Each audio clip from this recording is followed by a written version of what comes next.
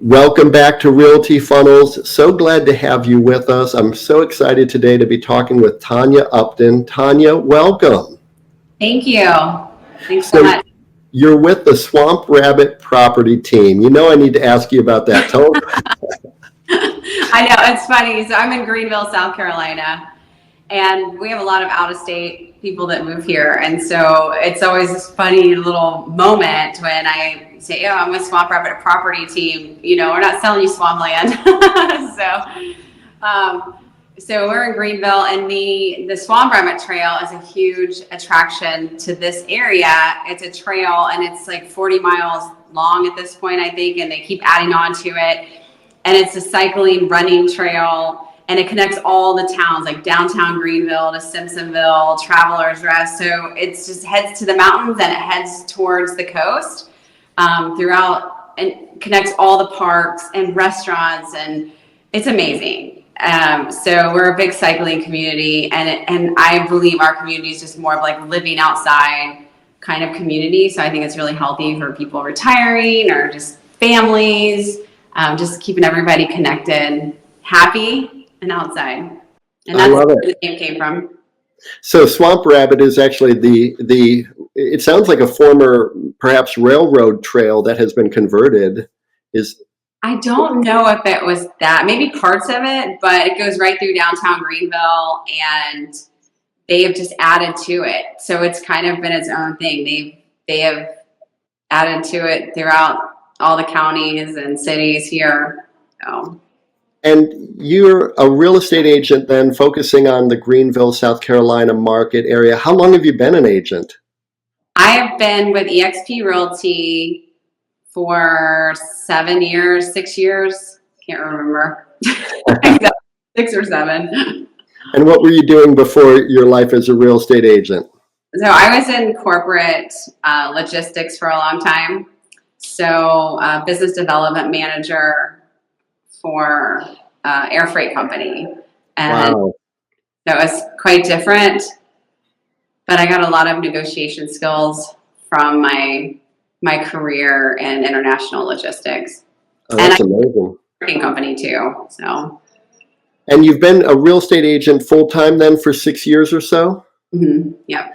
And tell us a little bit about your ideal clients, who it is you love working with, whether it's a seller or a buyer. I'm one of those that love everybody, seller, buyer. I feel like everybody that comes into my life as a client, that they were supposed to be there, they were connected, and everything just works out the way it's supposed to. So I love listing houses, I love selling houses, I love helping my buyers. I feel the same way. I feel like being a real estate agent is perhaps, and I hope this doesn't sound too silly or woo-woo, but I'm not a preacher, and yet this is a chance for me to be a minister in a certain way. Yeah. That I get to help guide people through what is typically a very stressful, complicated, emotional chapter of their lives. That's and right. It's a real blessing to me to be able to help them at that key moment and do a great job for them, earn their trust, earn their appreciation. And of course, from that, I'm going to get more and more additional business in the future. But for me, it's such an opportunity for me to be somebody who is a real help to them in that critical moment. That's right. You're able to protect them and their best interest. So it doesn't matter if they're buying or selling.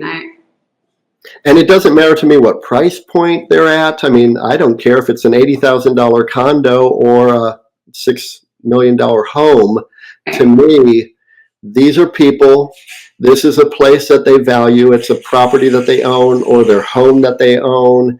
And it's a place where they have a lot of memories attached. A lot of emotion is involved. So I never take that lightly. And every single person I get an opportunity to work with is somebody that I feel God has entrusted to me. I feel the same. Absolutely. It's God has me here. And I think with all of my experience, it's the perfect way for God to use me to help people. Wonderful. Wonderful. I just had I just had a deal that my clients were selling their house, and the buyers had asked for an extension. And Friday, the extension, we gave them one extension for 1 week, and the extension expired. And they asked for another extension, and my sellers were okay, yes. And I just want to advise them a little more, because I think it's really easy, if you don't have that grounding with God and you don't see it that way, to get into fear.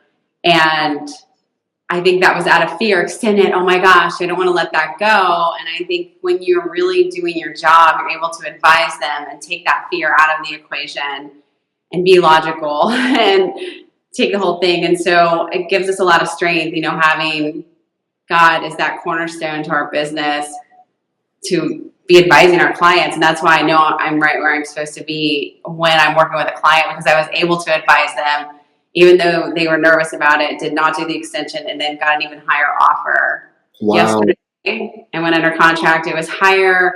The contingencies were better. The inspection, basically no inspection period. The whole thing worked out. It was great for my clients, and it'll be great for the buyers too, because the house is in great condition. So I love it. I feel the same way, that if you come from a place of abundance rather than a place of scarcity, then you're availing yourself to the better opportunities. And my firm belief is that God is in complete control, and whatever is meant to be will be. We don't need to fret and worry. No, it's faith over fear. And I found in this business, when they say 90% of agents fail, and I tell the agents I'm mentoring, I'm like, no, they don't. 90% of agents don't fail. They give up, they quit, they live in fear over faith. And that's what it is.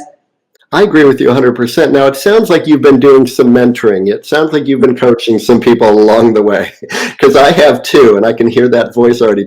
Tell me, are you doing some mentoring and some coaching?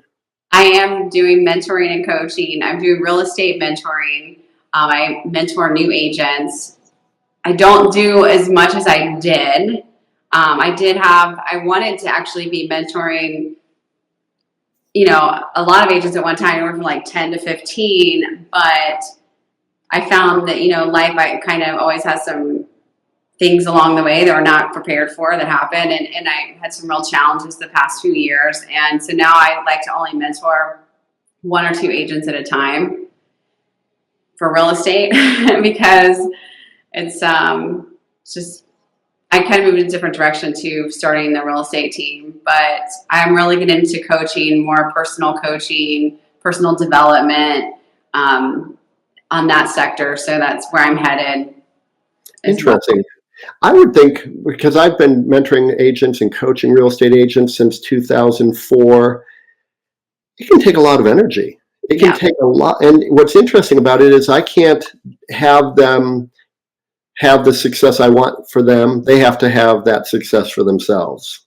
That's right. And I have found, and I don't know if you found this with mentoring, I have found that they have to want it more than I want it for them. And I found that a lot of agents, and the reason I only want 1 or 2 mentees at a time now, is that I have had some interesting situations where people aren't doing what they need to do, or they're failing, and they want to blame you or not take accountability for themselves.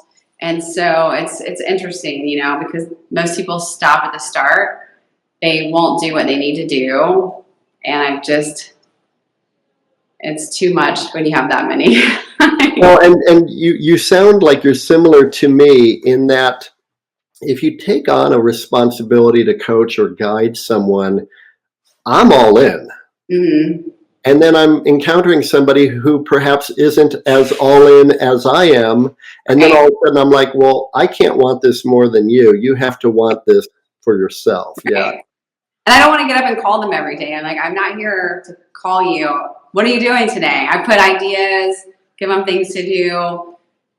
And then I'll ask them, I used to do weekly meetings at our office here. And I'm like, who followed up on these leads? We do a thing called Crazy Eights. And tell me what that is. What are Crazy Eights? So Crazy 8s is one of the ways I started. So I just implement. I'm like, I don't care if you call it Crazy 3s or whatever, but Crazy 8s to me was I pick 8 activities and I do it 8 times a day.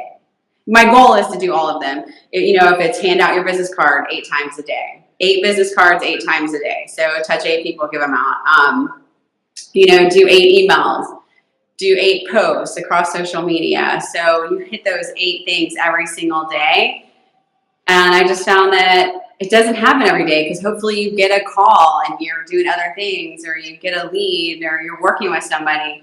But if you aren't, you should reach those every day, especially if you're a full-time agent. And so I get to the next week and then they're not doing that. And I'm like, okay, but whenever they're not successful, they want to start blaming somebody. And it's like, I can't make you. And I think it just comes from fear, not doing it. They're too afraid to do it, which is real. I mean, listen, I was in sales and international logistics. I've done the walk of shame. I walked and knocked on doors of manufacturers where they have the big glass windows all the way to the front door where you walk and everybody's office is right there and you got to walk all the way back when you're rejected or nobody talked to you. And I called it the walk of shame. I'm like, oh my gosh, you got to go in and ask for the manufacturer's name. I sat in my car afraid, not wanting to do it, not wanting to take that next step and get out of my car. But I did, We had in our coaching program, one of the coaching programs that we have through Realty Funnels, one of our agents was talking about how nervous he was to go and follow up with people who had inquired on one of his lead magnets. So these are people who had engaged with him. He had attracted them into his world, and now he had their contact information, their name, their address, their email address, and their phone number. And he was nervous about going and knocking on their door to just drop off a brochure about himself. Mm-hmm. We said, just go out there and do it, and let's report back, next week on how many you were able to do. Well, he had 10 leads. He went and knocked on 10 doors. 8 people answered. 2 weren't home. Nobody swept him off of their front porch with a broom or a gun. Nothing went wrong. He was able to do it. And he said it was all in my head. It's scary. It's so real. And sometimes people just need someone to hold their hand and do it, but sometimes you really just need to do it, and I remember I was in phone sales one time. And I remember the first time I had to make a live call, and my boss, they had at the time, I don't know if companies use this or not, but at the time they had Skype where they could listen to my phone conversation through the IOP system. And I was so nervous that I was working from home at the time. So the company, this is before COVID, before they even did work from home. Anybody knew about work from home. But I remember being so nervous to make that phone call and have this interview with our clients, like even interview. And I literally was on the floor with the mute button going, oh my gosh. And I would unmute and be like, and fall into script because it was so nerve-wracking for me. And this is after I had done sales for so long in logistics. I had gone through a kind of a winter of my life during a season, and then I took an at-home sales job doing that. And even with all that experience, it was awful. So it's a real thing, the fear of doing all of this. And I think what I learned through the process of all of these sales jobs, and then what I've learned through the process of growing a real estate business, it just hit me one day, I can't fail. You can't fail. What are we so afraid of?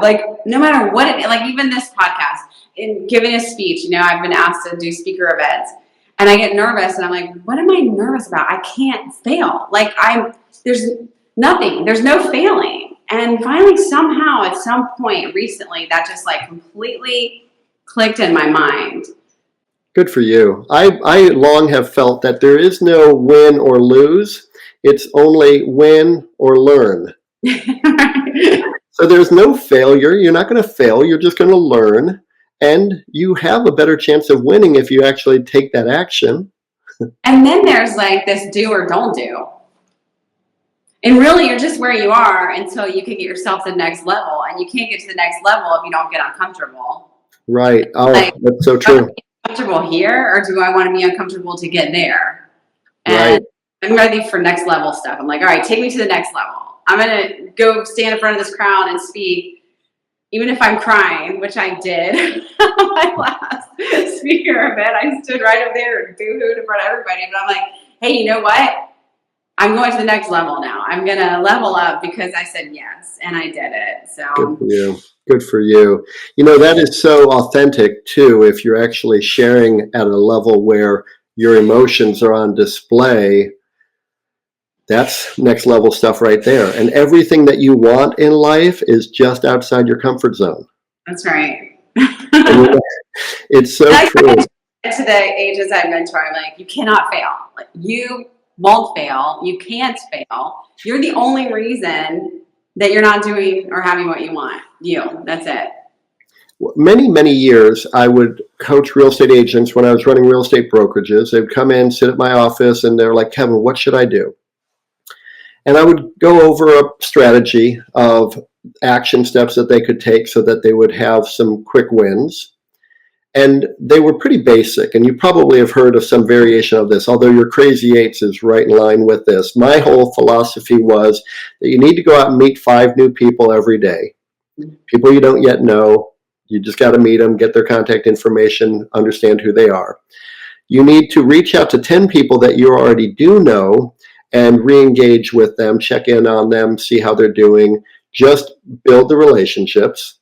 And then follow up with 15 note cards, or, back in 2004 when I would start this type of coaching, note cards, actual note cards that you would mail. That was not a foreign notion. Now it would be a novel thing to receive something in the mail from somebody. It really is. It's nice to send a card, and that's on my list every day by now. That's one thing that I have a hard time. I'm like, I have 5 stacks of like thank you cards I need to handwrite and send out. I just need to slow down. It's so true. And you don't need to overthink it. You just need to say, hey, thinking of you, hope you're doing great. Right. And they would be delighted to get that note card from you. So 5, 10, 15, and then the last part of it was 5. Go out and preview 5 homes every day. You need to know your local market area. And I would have people come in a week later, and I'm like, so how did everything go with the 5, 10, 15, 5? I need to do that. Okay, so here you are sitting with me again, and I'm going to share with you that you should go out and meet 5 people, connect with 10 people you already know, write 15 personal messages to those same 5 and 10 people, and preview 5 homes. Go out and do that, and then let's reconnect next week. Our meeting this week is a lot shorter because that's the same message. That's why I'm not just taking, like when the company sends me mentor requests, I won't take them anymore. I do an interview and I tell them I am a high D personality.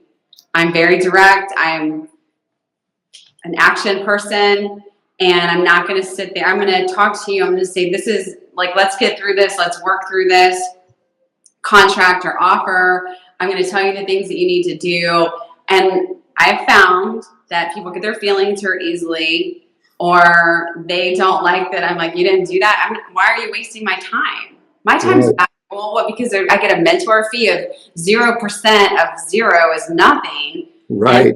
It's super valuable. So I've gotten where I only take a couple, and I tell them up front, if you're not going to want somebody direct, you don't want to hire me. I don't want to be your mentor. You don't want me. If you're not going to follow through, this is a waste of both of our time.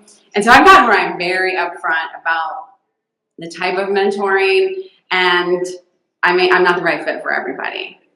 What I found was so interesting was that when an agent would actually commit to doing the 5, 10, 15, 5, and we're going to have a meeting the following week, they'd call me up. They're like, Kev, I'm sorry, I've got to cancel. I met with a couple of buyers. Yeah, they met people. They're doing things. They're too busy to do it. And that's what you want. It's like, fly.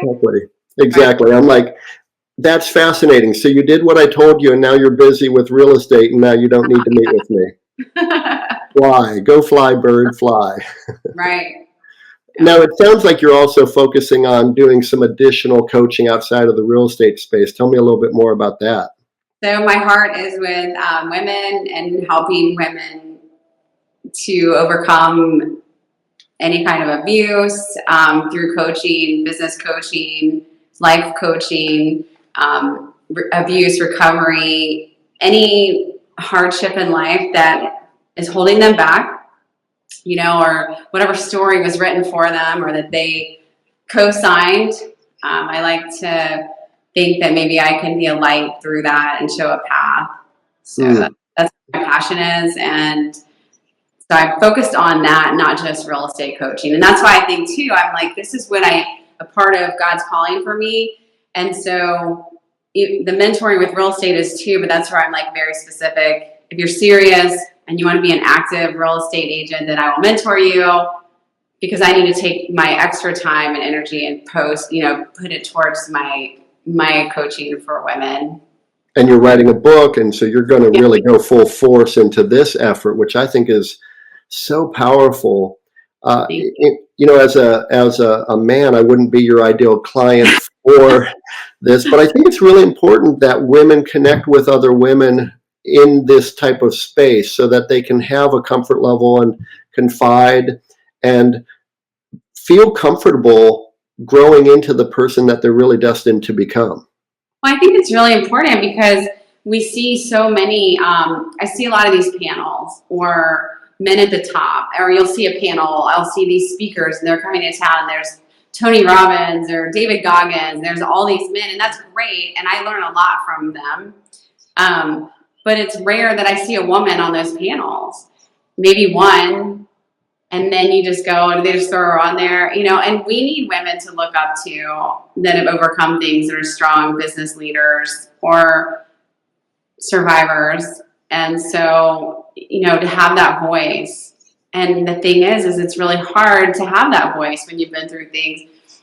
It's just like me saying yes to public speaking, which I don't like. But part of the reason I got up there was not just for me. It's like, if I can get up there, then that shows other people that they can cross over and do that too.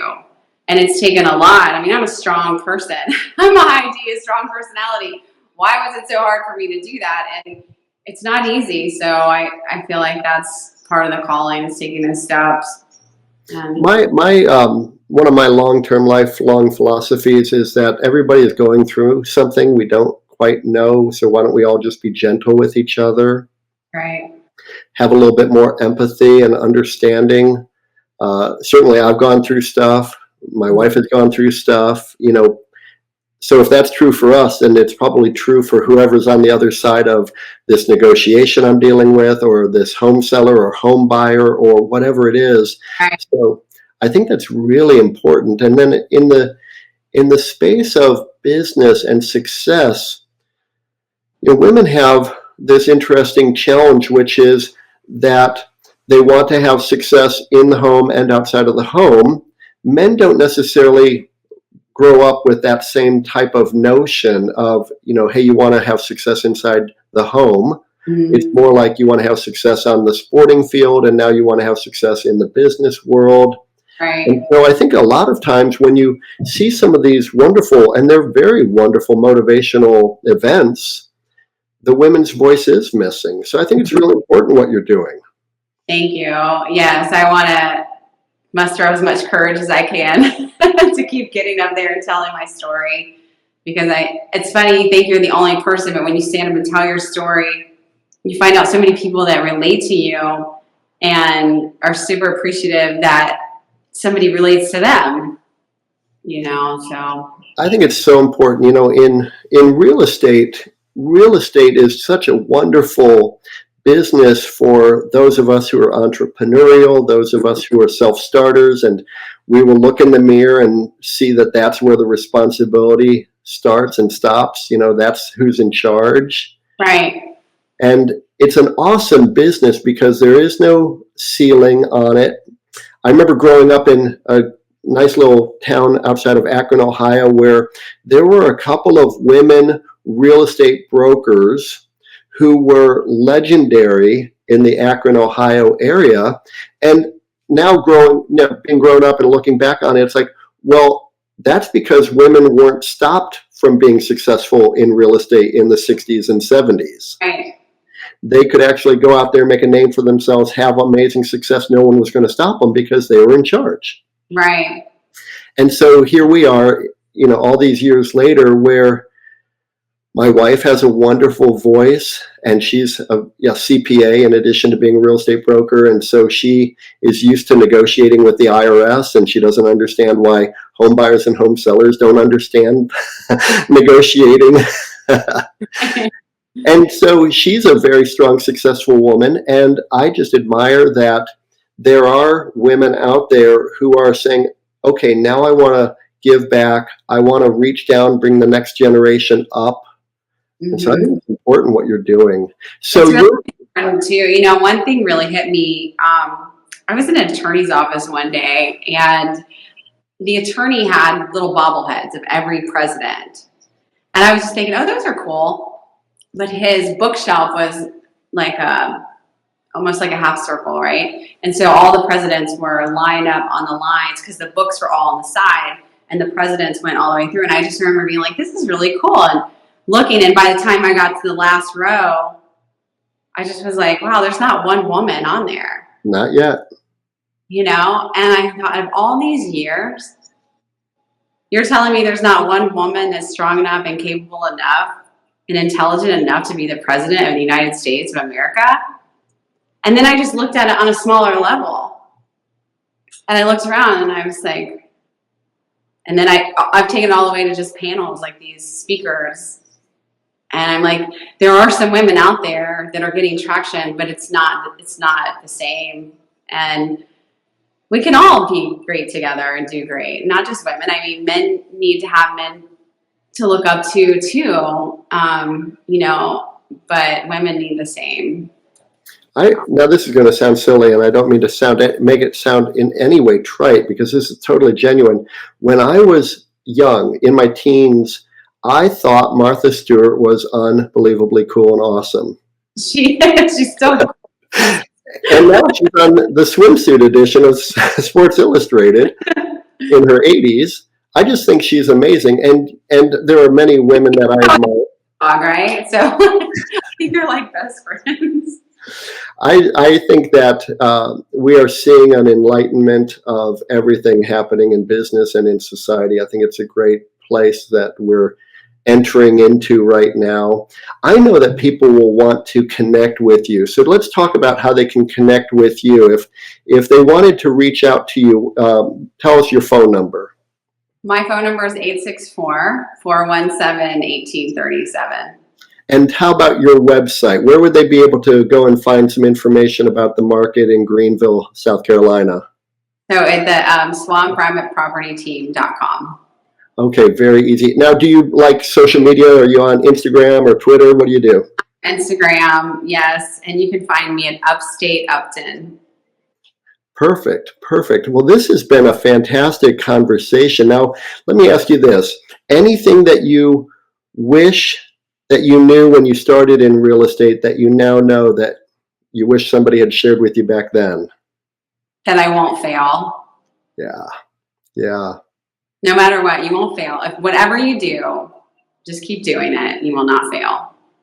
This has been a fantastic conversation, Tonya. Thank you so much. Thank you. Thank you for having me. I appreciate it. It's my pleasure.